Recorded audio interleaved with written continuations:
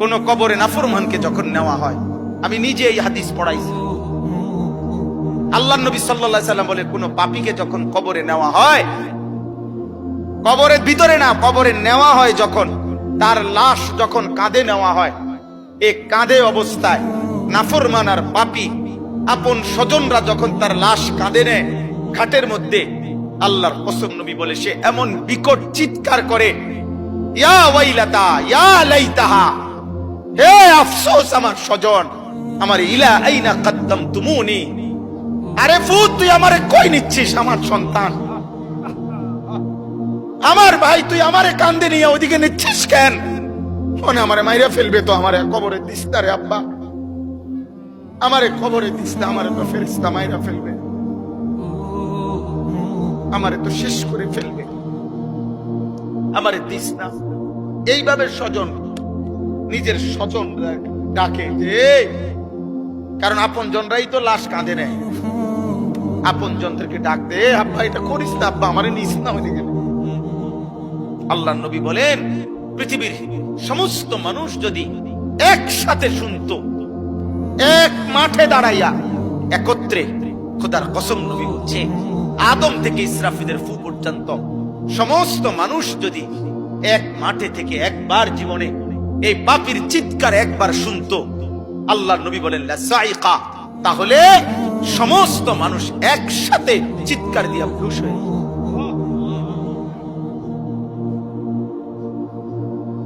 তোমরা মস্কারি মনে করছো, শেষ পর্যন্ত দিন শেষে মিলাইয়া দেখো অর্জন তো কিছুই নাই। যত নারী দেখছো কেউ তোমার আপন না, মোবাইলের নর্তকী তো তোমার না, নর্তকী তো তোমারে ধোকা দিছে, আপন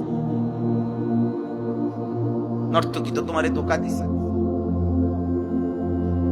সিনেমার নর্তকী তো তোমার না, রাস্তার বেপর্দা মেয়েটা তো তোমার না, তোমার কিচ্ছু না, সে তো রূপ যৌবনের ফেরি করে।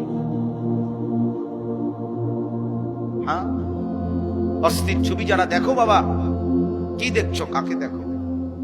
তোমার ক্ষয় ছাড়া, তোমার ব্যয় ছাড়া আয়, মোবাইল গেল, এমবি গেল, চার্জ গেল, টাকা গেল, কোমরের ক্ষমতা গেল, হারাম বীর্যপাত হইল, লজ্জাস্থানের সক্ষমতা নষ্ট হইল, শেষ পর্যন্ত একদিন পঙ্গু, অচল ছাড়া, ধ্বজভঙ্গ ছাড়া আর কি।